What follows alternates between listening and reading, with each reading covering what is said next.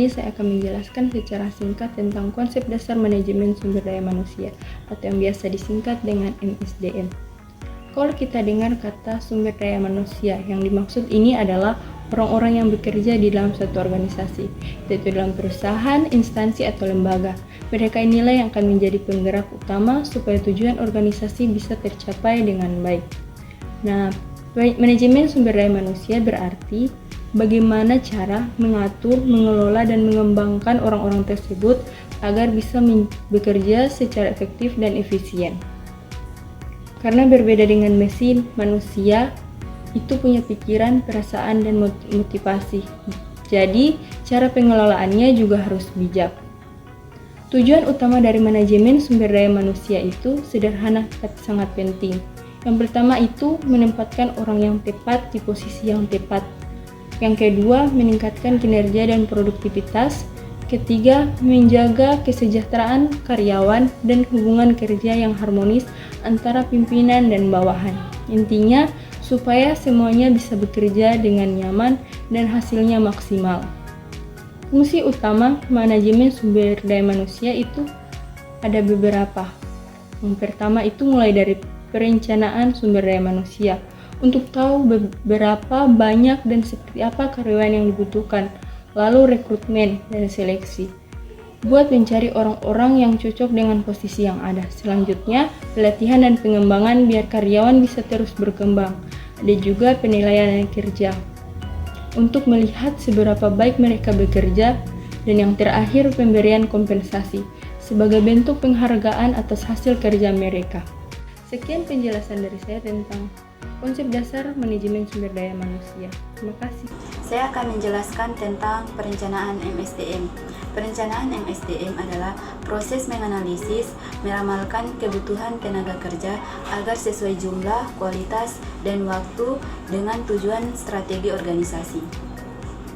Tujuan utamanya memastikan ketersediaan tenaga kerja yang tepat, kompeten, efisien, serta mampu menyesuaikan diri dengan perubahan lingkungan.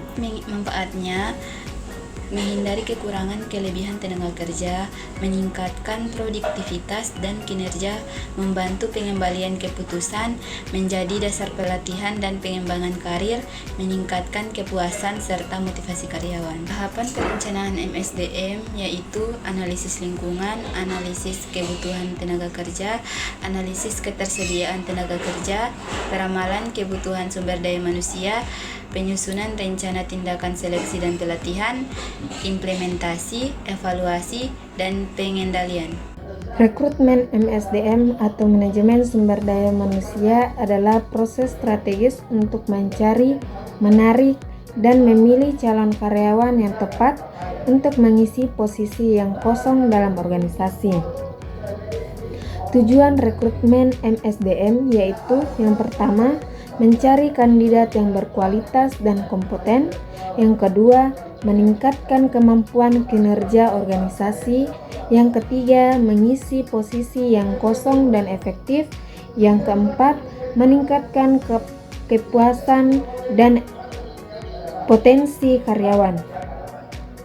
Dengan melakukan rekrutmen yang efektif, organisasi dapat memiliki karyawan yang berkualitas dan komponen sehingga dapat meningkatkan kinerja dan mencapai tujuan. Faktor yang mempengaruhi rekrutmen yang pertama, kondisi pasar kinerja, yang kedua, citra perusahaan, yang ketiga, kebijakan rekrutmen, yang keempat, teknologi rekrutmen. Kelebihan rekrutmen ada beberapa bagian. Yang pertama, meningkatkan kualitas karyawan. Kedua, mengurangi biaya rekrutmen. Ketiga, meningkatkan kepuasan karyawan.